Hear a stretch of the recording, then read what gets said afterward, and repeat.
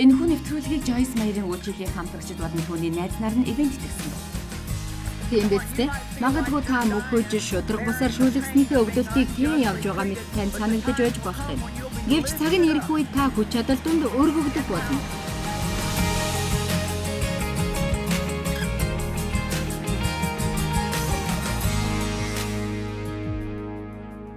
Бид Филиппой 2-оос 4 ишлэлийг авч үзсэн. Филиппой 2-ын 5-аас 8-д. Өөр хоорондоо Христ Есүст байсан тийм бодолтой байв.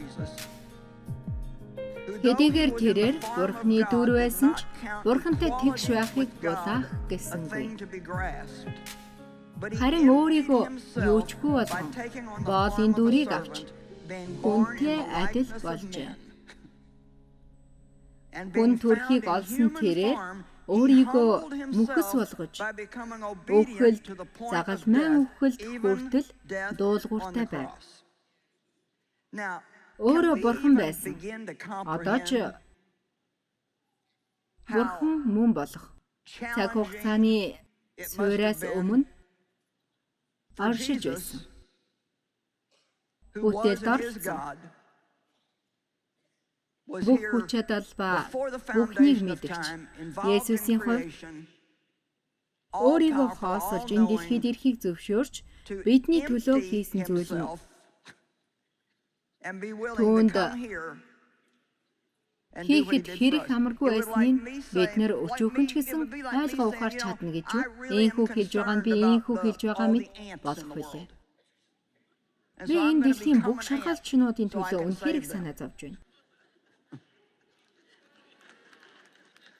Тиймээс би өөрөө шаргалж болж хувирна. Тэгснээр тэднийг аварч чадах болно гэж байгаатай адилхан билээ. Энэ тухайн зүйлийг тайлбарлахыг хичээсэн ч тийм ойлгохтой жишээ биш ч гэсэн. Магадгүй энэ нь түүнийг ойлгоход зарим талаараа тусалж болох юм. Есүсийг хүний хүү, Бурхны хүү гэж дууддаг байсан. Өөрөөр хэлбэл тэр бол Бурхнаар дүүрсэн хүн байсан. Яг л бидэн шиг хүн байсан. Тэрээр Бурхны газар дэлхий дээр авчирсан бөгөөд хүн төрхийг олсон. Бид нэр хүний дүр төрхтэй ирээд Есүсийг өөрсдийн аврагч эзэн болгон хүлээн авснаар Бурхнаар дүүрэх боломж бидэнд олгогдсон. Тиймээс тэр бол маш олон анх дүүсийн анхны төрөгч юм. Бурхнаар дүүрсэн хүн бөгөөд бид ч бас Бурхнаар дүүрсэн хүмүүс юм. Тийм биз дээ, энийг ойлгож байна уу?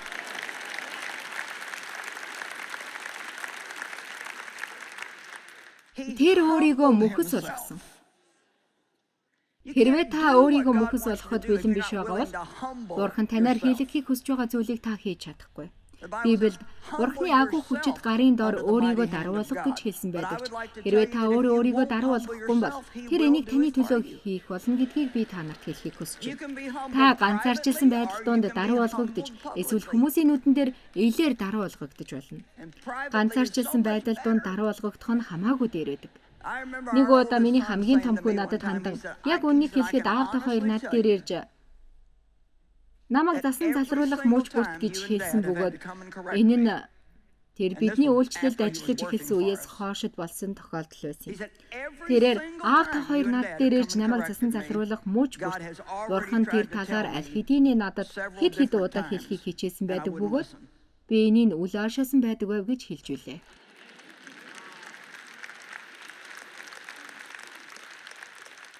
Хэрэг та хин нэгнээр засан залруулагдвал тэр читгийл хайртай нэгэн найз чинь танд хандаж чи үнэхээр энийг хийж болохгүй эсвэл чи тиймэрхүү байдал гаргаж болохгүй гэж хэлэх нь хангалттай байлаа. Хэрвээ та үнэнч нэг юм бол Бурхан надад тэрнийг аль хэдийн харуулсан гэж хэлэх байсан. Харин Бурхан биднийг хангалттай хайрладаг учраас бидний олиггүй зан авирыг зүгээр л өнгөрүүлээд орхидоггүй лээ. Тиймээс ариун сүнс бидний сүнсэнд мэдрүүлэх байдлаар тэр эхлээд бидэнтэй ажиллаж эхэлдэг бөгөөд хэрвээ бид тэрний дагахад сурах юм бол бидний амьдрал хичнээн хялбар байх байсан болоо. Бүх хэцүү бэрхшээлүүдийг туулан гарах шаардлагагүй байх байсан. Бурхны агуу хүчит моторын дор өөрийгөө даруй болго. Тэгвэл цаг нь болоход тэр таныг өргөмжлөх болно. Та хэрхэн амар тайван байх тал дээр би нэгэн жишээ хэлж өгье. Таны ажил дээр тань таалагддаггүй хэнийг та ер нь тэрнийг нээхийг авч хэлцдэг. Одоо та ойлгож байгаах та тэднийг хичнээн хайраар хайрладаг. Бид энийг ойлгож байгаа. Эзний хайраар хайрладаг боловч тэднийг төвчж чаддаггүй. Та нар инээдтэй хүмүүс биш гэж юу? Би чамайг эзний хайраар хайрладаг. Тэр нь юу вэ гэдгийг би ойлгохгүй гэвч тэр нь хизээж сайн үр дүн үзүүлдэггүй мэт санагддаг. Намайг нүүх үед хэнийгэн хэрэгтэй болох үед та хаана байсан бэ? Эзний хайр нь тийм хол явчихдаггүй. Та дэвших ёстой юм шиг санагдсан албан тушаал таны ажлын тань өөр хэнийг нь дэвшдэг. Тиймээс та одоо ууртай. Дарагдаа уурлаж байна. Эвэлийг хүлээн авсан тэр хүнд та уурлаж байна. Яг үнийг хэлэхэд та бурханд ч баг зэрэг уурлаж байна. Хэрв та тэр байдлаа арай удаан хугацаанд хадгалах юм бол баг зэргийн хорслыг агуулж эхэлдэг. Хорсол гэдэг нь яг л хэлсэн үгнийхээ л дагуу байдаг. Энэ нь хорсдог гэсэн үг юм. Энэ бол амьдрал дахь бүх зүйлийг гашуун болгодог. Мэдээж эргэн тойрныхоо хүмүүст ажлын хавжиг яригч нэгэн болдог бөгөөд тухайн хүний талаар ярьж, ажил дээрх нөхцөл байдал чинь ямар шудраг бус байгаа талаар ярьж, та өөрийгөө хорсол тээсэн нэгэн болгон хувиргаж чаддаг. Та нар бүгдээрээ ямар ч гэмгүй юм шиг дүр эсгэж явах шиг тийм. Эсвэл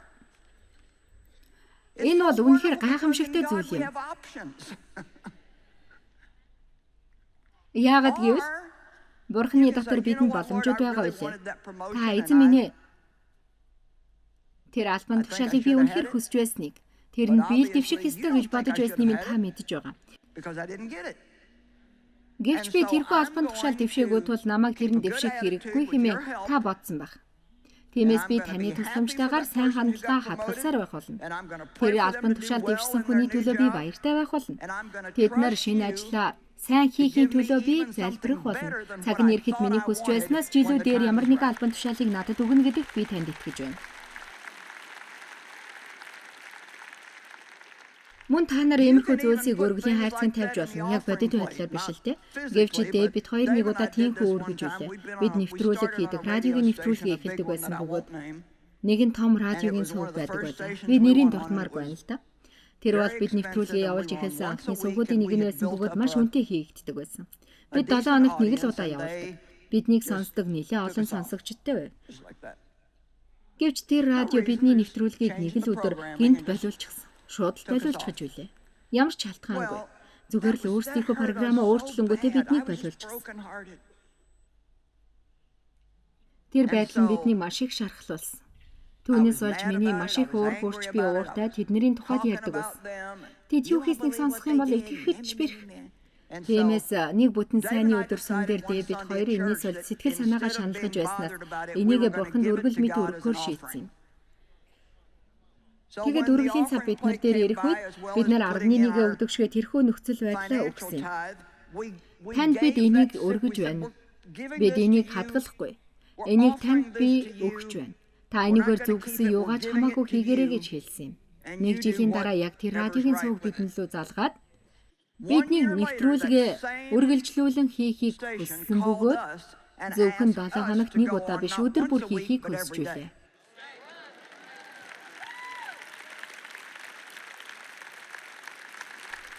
Бидний төлөө бурхан ажиллах хийхийг бид зөвшөөрөхөөс илүү бид өөрсдийгөө зөвтгөх гэж хичээснээсээ болж маш ихийг алддаг. Гэхдээ тэр нь даруй байдлыг шаарддаг. Даруй байна гэдэг нь сул дорой байна гэсэн үг биш. Есүс мөхөс байсан. Мөхөс гэдэг үг нь нэг төрлийн энэ нь тиймчнийг бидэнд тиймч аятайхан сонсогддог. Бид мөхөс байдал гэдгийг бодохдоо нэг тиймэрхүү хэрвээ та нар ориг хэлнээс нь мөхөс байдал гэдэг үгийг харах юм бол ямар утгатай вэ гэдгийг мэдэх үү? Энэ нь хяналтанд ороо оруулсан хүчирхэг байдал болон хүч чадал гэсэн утгатай байдаг.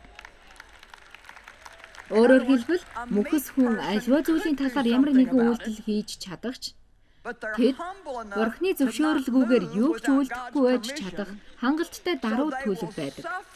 Тиймээс тэд нэр өшөө хонцоо авахыг оролдохоос илүү тэдэнд ноогдсон шудраг бус зовлон эдэлдэг бөгөөд Бурхан тэдний төлөө юу хийхийг тэд хүлээж хардаг. Хэрвээ Бурхан танд цаг хугацаа өгөх үед тэр таны төлөө юу хийхийг харахыг та хүлээх бол магадгүй ямар ивэлийг алдаж болох эсхийг мэдэх үү? Энэ үнэн биз дээ? Би өнөөдөр тэнийг хандаа ярьж байна. Бурхан бол шудраг бурхан. Библийн хэд хэдэн газар тэр бидний зовлон бэрхшээлийг 2 дахин нугалж төлөх болно гэж хэлсэн байдаг. Тийм ээ. Яав эцэстээ 2 дахин нугалж буцаан авдаг. Хөөрхийн настай хүн өөрийн гэсэн бүх зүйлээ алдсан тухай бид бүгдээрээ ярьдаг боловч тэр түүхийн төгсгөлийг хамтдаа уншицгаая. Тийм шүү. Чиний түүх дуусах болоогүй. Чиний түүхэн төгсөх цаг ирэх бөгөөд чи өөрийн түүхийнхээ дунд хэсэгт нь юу хийсэн нь зарим талаараа чиний төгсгөлд чинь нөлөөлөх болно. Яг хэрэгтэй цагт Яавын найзууд нь тэрэнд туслахын оронд тэрнийг буруутгаж урмыг үнэхээр хугалсан юм. Төгсгөлд нь тэр өөрийнхөө найз нарын төлөө залбирсан байдаг. Энд үнэхээр шууд утгаар нь хэлсэн байдаг бөгөөд Яав найз нарынхаа төлөө залбирсан ба Бурхан тэрэнд өмнө байсныг 2 дахин нугалж буцаан өгсөн юм. Намайг та нар руу очих байдал битгий хүргээрэй. Тийм ээ. Яав өөрийн зовоосон хүмүүсийн төлөө залбирсан бөгөөд Бурхан тэрний алдсан зүйлийг 2 дахин нугалж буцаан өгсөн байдаг. Бид телевизийн сувгийн эсрэг өөрсдийн өмгөөлөө сэтгэлдээ хадгалсаар байгаагүй. Тэрнийг өргөлийн савнд хийсэн юм. Тэр талаар дахиад хизэж яриаггүй бөгөөд тэр талаар ямар нэгэн муу зүйлийг бид яриаггүй. Тэр талаар дахиад гомдлохоо болсон. 1 жилийн дараа бид алдсан зүйлээ 5 дахин буцаа авсан юм. Энэ бол бодит зүйл байсан гэж хэлэх гэсэн юм. Бурхны агуу хүчит мотрийн дор өөрийгөө мөхөс болов. Цагийн ирэхлээр тэр чамайг өргөмжлөх болно.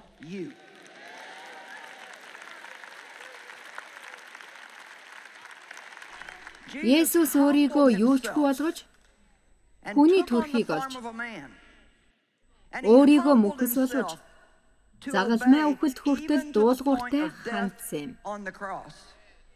Харин бүтэнсээ өргөлж 5 дахь өдрийн дараа ирдэг. Та нар надтай хамт байна уу? Та нар загалмай үхэлгүйгээр дахин амьлалтыг авч чадахгүй. Тийм ээ, бид цөөн хідэн зүйлийг туулан гарахдаа бэлэн байх хэрэгтэй юм. Магадгүй шудраг бусаар шүүгдэж болно. Бид амаа хамхиж, Бурхан бидний төлөө юу хийхийг харахын тулд түүнд итгэх ёстой. Таны амьдралд Бурханы гайхамшигыг бүтээгч хүч ажиллахыг та хармаар байна уу? Түүний хэлсний дагуу та үйлдэж эхлээрэй. Тиймээс ч Бурхан үлэмжийн дээдээр тэрнийг өргөмжилсөн бөгөөд алив нэрээс дээд нэрийг түүнд сойрхов. Энэ нь Есүсийн нэрд тэнгэр газар дээр газрын доорх бүгд өвдөгсөвдөж.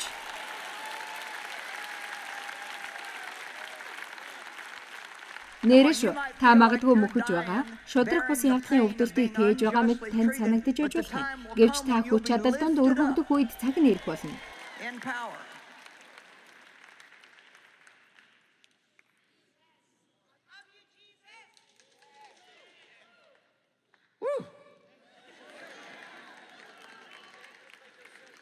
Христэд байсан бодол санаа та нарт байв. Өөрийгөө бүрэн хоосол тэгснээр та Бурхнаар дүүрэх болно. Паул сүмийн төлөө өвөрмөц зүйлүүдийг залбирдаг байсан. Тэр бидэн шиг залбирдаггүй байв. Эфес 3:20-д тэд Бурхнаар бүрэн дүүрсэн бие мах бодтой болохын төлөө Паул залбирсан байдаг. Ийм байдлаар өдөр бүр өөрийнхөө төлөө залбир, Бурхан минь намайг танаар бүрэн дүүрсэн махан бий болохыг зөвшөөрөөч. Бид нар болж байна шүү. Филиппой 2:12-аас 16. Иймээс хайртууд минь, та нар үргэлж дуулууртай байсныхаа адил зөвхөн намайг байхад ч биш, харин идүүгээ байхгүй байхад минь энийг ойлгож аваарай гэж гуй. Бүр илүүгээр өөрсдийн авралыг айдас ба чичирлэр гүйцээ. Учир нь өөрийн сайн тааллын төлөө та нарын хүсэх ажиллахын аль алинд нь та нарын дотор үйлдэгч нь Бурхан өөрөө юм. Бүхний гомдол маргаангүйгээр хийцгээе. Ингэснээр та нар ертөнцийн гэрэл мэд гэлэлцэн гажууд үеийнхний дотор Бурханы өөгүй буруугүй хүүхдүүд байх юм. Одоо өөрсдийн авралыг айдас ба чичирлэр гүйцээ гэдэг рүү очицгоё. Яг одоо эндээс 10 цуврал хичээл гарч ирэхээр л байна. Учир нь яагаад вэ гэдэг шалтгаануудын нэг бол би гомдлыг гэсэн зорилготой биш зүгээр л ухаарах гэж хүсэж байгаагаа л ойлгох гэж хичээж байна. Яагаад бидний сүмүүдэд маш их ёс суртахууны доголдлууд байна вэ? Ёс суртахууны доголдол гэж Би яг юу яриад байна вэ гэвэл зүгээр л бууж өгөх явдал юм. Нэг хөл нь хаанчлалт, нөгөө нь дэлхийд байна гэсэн. Зүгээр л надаас асуухаар хүмүүсийн илгээсэн асуултуудын заримд нь та сонсвол итгэхэд ч бэрх байх болно. Энийний хариултыг мэдэхгүй байж та яаж итгэвч байж чаддаггүй гэж би гайхав. Би гэрлэхээс өмнө бэлгийн харилцаанд орж болох уу гэх мэт. Хариулт нь бол мэдээж үгүй гэдгийг та нар мэдэх үү? Үгүй наадаг ч болохгүй. Гэхдээ та мэдэж байгаа. Одоо бол 21-р зуун бөгөөд өнөө цаг чи хүн бүрл гэрлэхгүйгээр хамтдаа амьдардаг штеп. Энийг та мэдэх үү? Үгүй. Хүн болгон эсвэл бусад хүмүүс тэгдэг байх нь хамаагүй. Үгүй. Миний юу гэж хэлж байгааг та ойлгож байна уу? Хэрвээ би танд огт хүнч болохгүй гэдгээс арай өөр зүйлийг хэлэх юм бол намайг та огт хүндлэхгүй болно. Хүмүүс яг амьдрал дээр үннийг хэлэх чин зориг зөрөгтэй хүнийг олж чаддаг бол тэд үнэндээ сонсхийг хүсэж байдаг. Амен.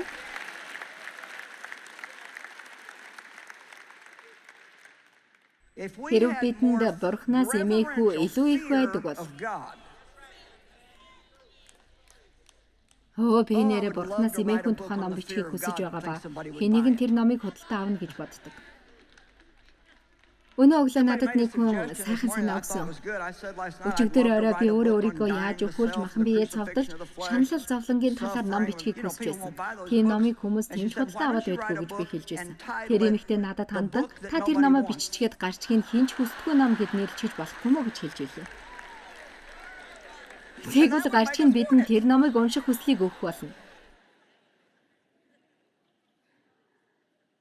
Эзнээс эмээх үү гэдэг нь Бурханаас айн гэсэн үг биш. Хэрвээ та бүхэл дүрм журм хууль ёсыг даахгүй бол тэр таныг өвдгөх болно. Эсвэл та ямар нэгэн хараалын дор амьдрах болно гэсэн үг. Огтхонч биш үү? Есүс бидний төлөө хараалуулсан. Тиймээс бид хараалын дор амьдрахаа бүрэн болсон. Бид Бурханы ивэлүүдийн дор амьдрдаг. Тэгсэн ч гэсэн бидэнд Бурханаас эмээхүү байх хэрэгтэй бөгөөд тэр нь ерөнхийдөө бол Бурхан хэлсэн үгэндээ л байдаг. Хэрвээ тэр чи энийг хийх юм бол ивээгдэх болно гэж хэлсэн бол би тэр зүйлийг хийснээрээ ивэлийг хүртэх болно гэсэн. Мөн хэрвээ тэр чи энийг хийх юм бол зовлонт амьдралыг туулах болно гэж хэлсэн бол хийснээрээ зовлонт амьдралыг туулна гэдгээ би мэднэ гэсэн утгатай юм. Тиймээс би өөрөө хүссэн хүсээгүй ч хамаагүй түүний надад хэлсэн зүйлийг хийдэг маань надад Бурханыг хүндэтгэх эмээгүй бишвэл хүндлэл ба хайр хангалттай байдгаас болдгийм. Тийм үү?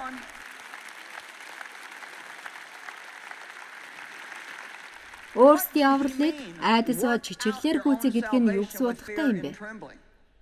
Бид нар үйлсээр бус нэгүслэр аврагдсан гэдгийг мэддэг. Ямар ч хүн өөрийнхөө хийсэн ямар нэгэн зүйлээр биш. Зөвхөн Бурханы хийсэн зүйлээр дамжуулан авралыг хүртдэг.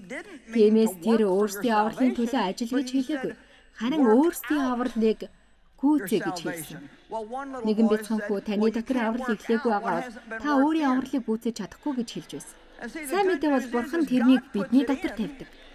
Та авралд ирэх үед Бурханы үр таны сүнсний хэвлэлд таригддаг бөгөөд Бурханд байдаг бүх зүйлийн зөвхөн багахан хэсэг нь танд өгөгддөг ба тэр нь үр хэлбэрээр ирдэг үлээ.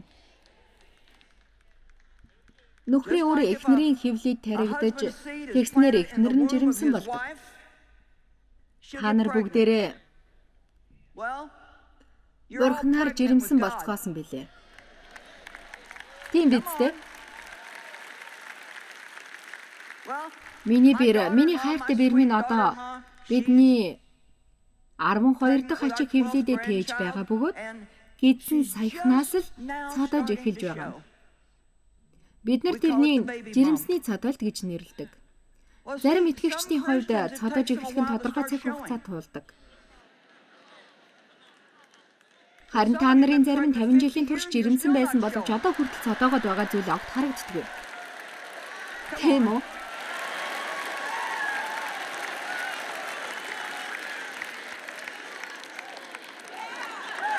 Та нарын зарим ч үр хөндүүлэх үү, ус онгоцноос үсэх үү, эсвэл бүхэл замынхаа туршид Бурхантай хамт явах уу гэдгийг одоо хүртэл шийдэж амжаагүй л яваа. Тийм үү?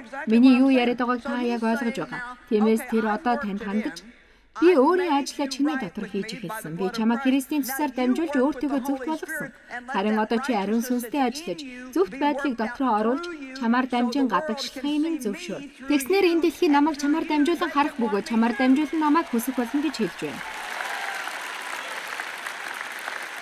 Та одоо хүртэл яаж өөрийн судал дээр байгаад байгааг би мэдэхгүй. Танд байхгүй ямар нэгэн зүйлийг үзүүлэхийг Бурхан хизээж танаас хүсдэггүй. Танд шинэ мөн чанар бий. Таны дотор сүнсний үр жимс байдаг. Бурхан таныг төгс хайраар дүүргэсэн билээ. Харин одоо тэр танаас түүнийг бусдад үзүүлэх хэмээн асууж байна. Өөрсдийн авралыг айдсаа чичиглэлээр гүйцээ. Бид нэгэн зүйлийг ухаарч ойлгох ёстой юм. Бидний үйлдэж буй зүйл бүрийг Бурхан харж байдаг гэж би өчигдөр орой хэлсэн. Бид нар Бурханаас юу ч нууж чадахгүй. Ерөнхийдөө юу гэсэн үг вэ? Энэ нь Паул бол элч тэрээр маш их таслахаатай багш байсан боловч тэр хөдөлмөр хийдэг байсан гэж хэлж байсан. Тэр заримдаа зөвхөн хөдөлмөрлөж ажилласнаас болж өвддөг байсан. Христ таны дотор биелэлээ олох гэж тэр хэлсэн байдаг. Өчигдөр орой 450 хүн Христийг өөрсдийнхөө аврагч болгон хүлээн авсан гэдгийг би та нарт хэлж чадах бөгөөд би үнэхээр тэр тал дээр үнэхээр их баяртай байгаа. Гэхдээ та нарыг итгэлийн нэран шатнаас чинь гаргахын тулд би та нартай хамт 5 орчим жилийг хамтдаа туулмаар байна. Тиймээс миний сайн тал гэвэл би телевизийн нэвтрүүлгээ өдөр бүр явуулж Бурхны үгийг заадаг. Учир нь хэрвээ та манай уулзалтуудын аль нэгэнд оролцож байхдаа дахин төрсөн бол би таныг нэгэн сайн сүнстэй холбохыг хүсэж байна. Гэхдээ та номлолуудыг үргэлжлүүлэн сонсож боломжтой бол номнуудыг минь уншиж, хичээлүүдийг минь сонсоорой. Энэ нь хэрвээ та эмч болохыг хүсдэг бол хичээж, судлахгүйгээр эмч болно гэж мөрөөдөд ч хэрэггүйтэй яг адилхан билээ. Таны өмнө зөндөө их сурч судлах зүйл нэлээд амаргүй ажил хүлээж байгаа. Энэ нь ялагч итгэвч хүн байхтай яг адилхан зүйл юм. Та гим нүгэлтний залбирлыг залбирсан тул зүгээр л сураад авчихгүй юм. Та Христийг өөртөө хүлээн авсан тэр цаг мөчөөс тэр таны дотор ажиллаж эхэлдэг. Тэгвэл одоо Паул түүнийг гүйцээ, өөрсдийн авралыг айдас ба чичирлэр гүйцээ. Өөрийнхөө хүчээр биш, учир нь та нарын дотор үлдэгч нь Бурхан өөрөө юм а гэж хэлж байна. Бурхан тань руу бөмбөг шидэнгүүтээ за одоо чи өөрөө гол оруул гэж хэлдэг. Тэр танд хэрэгтэй байгаа зүйлийг чинь өгдөг өгөөд тэр ариун сүнсийг ирүүлж таны багш болгодог. Тэрээр тантай хамт алхаж гэмээг чинь мэдүүлж зөвхт байдал руу хөтөлгөө. За бүгдээрээ бос зогсоод Бурханд агуу магтаалыг хамтдаа өргөцгөөе.